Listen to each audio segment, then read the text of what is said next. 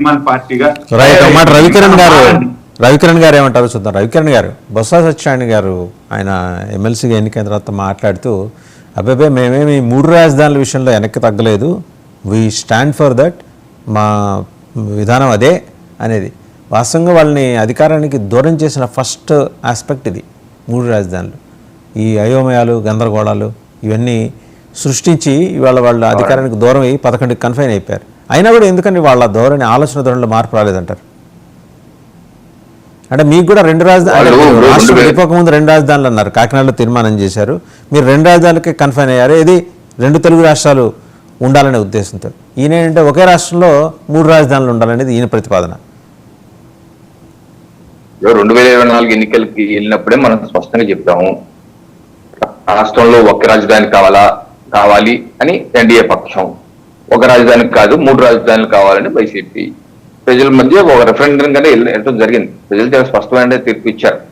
164 సీట్లు చాలా స్పష్టమైన తీర్పు ఇచ్చారు. ఇచ్చినప్పటికీ కుక్కతోక వంకర అన్నట్టుగా వైసీపీ పార్టీ గెలిచి ఓడిపోయిన రోజు నుంచి చెప్తున్నారు, మేము మాత్రం 3 రాజధానికి కట్టుబడి ఉన్నాం, మేము ఎప్పుడు వచ్చినా సరే మళ్ళీ మారుస్తాం అనే విషయాన్ని గత 2 మాసాలుగా వాళ్ళు అధికార ప్రతినిధులుగా కావచ్చు అందరూ చెప్తూనే ఉన్నారు. మన డిబేట్లు కూడా మనం దీని మీద చర్చ చేశాం. అందుకనే మా ప్రభుత్వం అయితే చాలా స్పష్టమైన ఆలోచన ఉంది. ఇప్పుడు ప్రభుత్వాలు మారినప్పుడల్లా రాజధాని మారిస్తే ఆ రాష్ట్రం ఇప్పుడున్న పరిస్థితిలో గందరగోళం అయిపోయే పరిస్థితి, ఇలాంటి పరిస్థితి వస్తుందని చెప్పి రాజ్యాంగ నిర్మాతలు కూడా ఎప్పుడు ఆలోచించలేదు. ఈ రకమైన పరిస్థితులు వస్తాయి అని రాజ్యాంగం రచించినటువంటి బిఆర్ అంబేద్కర్ మహానుభావులు పెద్దలందరూ 150-200 మంది కూర్చుని అయితే రాజ్యాంగం రాశారు, వాళ్ళందరూ ఇటువంటి పరిస్థితులు వస్తాయని ఊహించలేదు.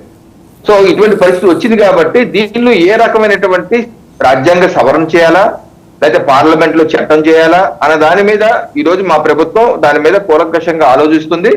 తప్పనిసరిగా మేము దాని మీద పార్లమెంట్ లో ఒక చట్టం అయితే తప్పనిసరిగా తీసుకొస్తాము.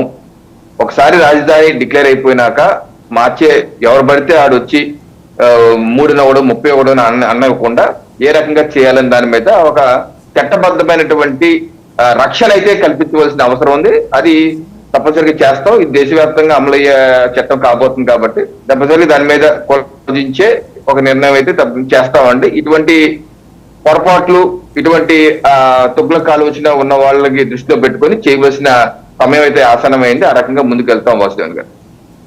రైట్. వెంకటేశ్వర రెడ్డి గారు, you still stand for 3 Capitals అండి వైఎస్ఆర్సీపీ? ఎస్ అండి, మేము ఖచ్చితంగా విశాఖని ఎగ్జిక్యూటివ్ క్యాపిటల్ గా కొనసాగించాలి. మేము అధికారంలోకి వస్తే ఖచ్చితంగా మేము అదే దాని మీద సిద్ధపడి ఉన్నాం. అదే మా విధానం, నినాదం కూడా.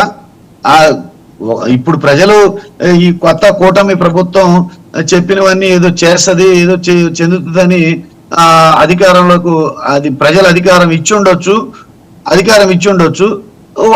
వీళ్ళు చేసేది చూస్తారు. ఇప్పుడు చెప్తాం ఎంత అందంగా చెప్తారు, చేయటం ఎంత బాగా చెప్తారు అనేది, చేయటం ఎంత చేస్తారు అనేది కూడా చూస్తారు. ఎందుకంటే మనం ఎన్నికల ముందు గతంలో చంద్రబాబు నాయుడు గారు 14కు ముందు ఎన్నికల్లో ఏం చెప్పారు, 99 ఎన్నికల్లో ఏం చెప్పారు, ఇప్పుడు ఈ ఎన్నికల ముందు ఏం చెప్పారు, తర్వాత ఏం చేస్తున్నారు అనేది మనం చూస్తూ ఉన్నాం. మనం గతంలో చూస్తున్నాం. ఇప్పుడు కూడా ఎన్ని హామీలు ఇచ్చారు, ఏం జరుగుతుంది పరిపాలన. ఇప్పుడు నాయుడు గారు అన్నట్టు పరిపాలన అద్భుతంగా సంక్షేమం వైపు, అభివృద్ధి వైపు పరుగులు పెడుతుంది అంటున్నారు. పరుగులు పెడితే ఈ